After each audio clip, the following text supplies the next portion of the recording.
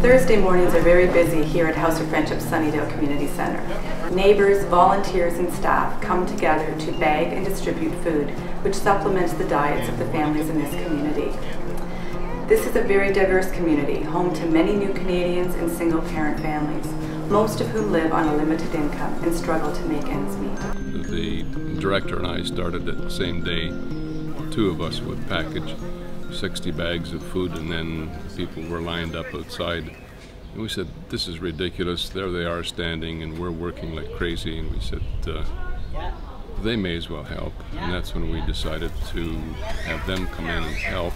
And that was the beginning of the change. When springtime came, we said, why don't we do this outside?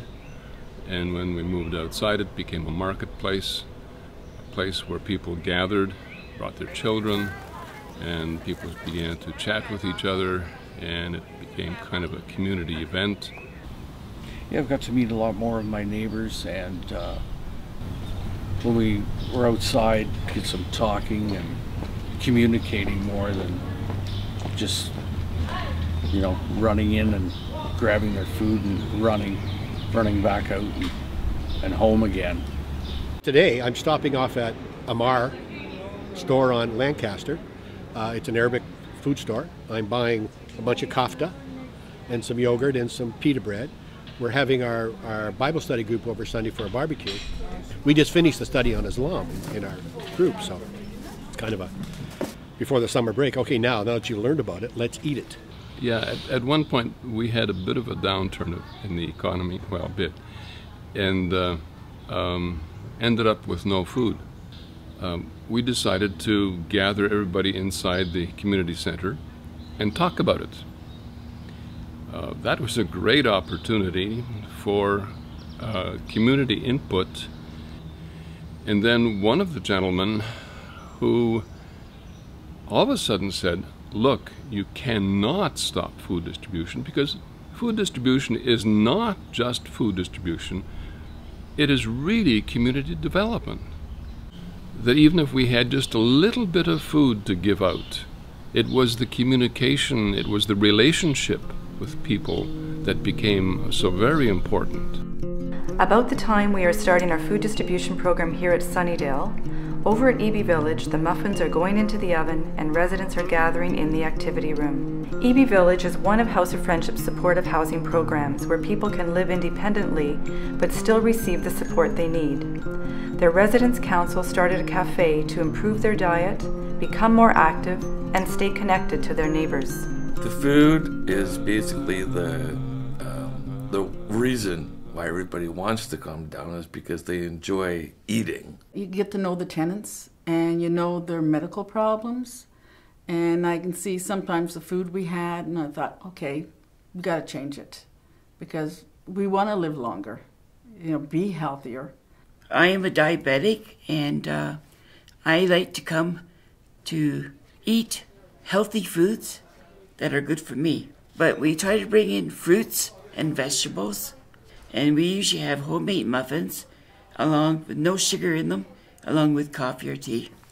With the baking, you know, we use less oil, you know, so no saturated fats as much as possible. And everybody pitches in and helps out, and we know what's going into what we're eating.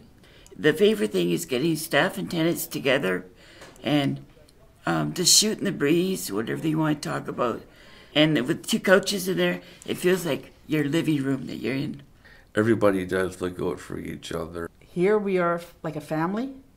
So, and you do the same thing for your own family. You try to keep them healthy. Later in the morning, 3 days a week, Candace reports for her volunteer shift at the Emergency Food Hamper Program. Over half of the work done at the Emergency Food Hamper Program is donated by volunteers.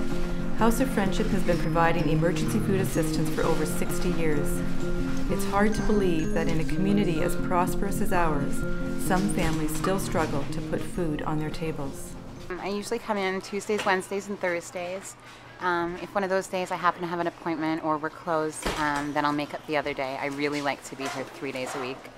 And I'm willing to do everything and anything. I usually pack hampers.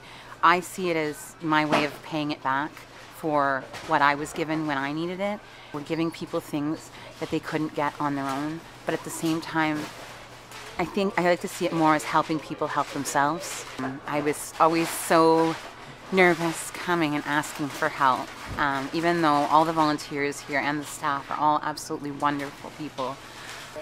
My daughter not knowing that I was coming here for help, it increased that. It was like I was on a secret mission to obtain the food that was necessary for my family. And I know now that I was silly for being ashamed of what my daughter would think, or my neighbors, or anyone, because food it's a basic necessity, and there should be no shame ever in asking for help for it. It's not a privilege to be able to have enough food in your stomach. It's not a privilege to be able to provide your children with food to go to school with. It's a right. It's a basic human right.